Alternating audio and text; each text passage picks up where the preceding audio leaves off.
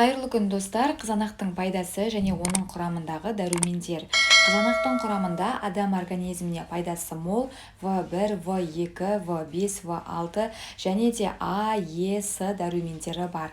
Қызанақты үнемі пайдалана отырып, иммундық жүйені нығайтып, жүрек қызметін жақсартып, ас қорытуды реттеп, холестеринді азайтуға болады. Қызанақ гастритті емдеуге, жүрек қан тамыр ауруларында, асқазан ішек жолдарында, іш қатуы, қант диабетке, семіздікке шалдыққан науқастар үшін құнды тағам. Қызанақтың жемісінен алынған шырыны тағамға пайдаланылады. Жеміс құрамында витаминдер өте көп.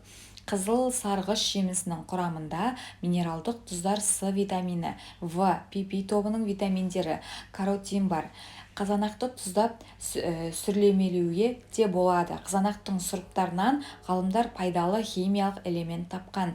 Онда темір, мыс, калий тұздары көп.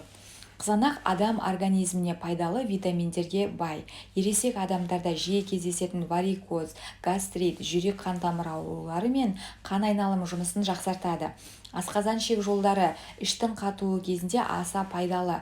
Өтті тазартады, несеп айдағыш, ісік ауруларынан қорғайды, зәрдің шығуын тездетеді. Қанттың диабетке және де семіздікке шалдыққан науқастар үшін құнды тағам.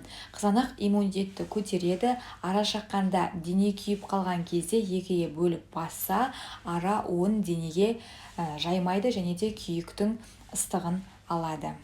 Назарларыңызға үлкен рахмет. Келесі видеода жүздескенше аман сау болыңыздар.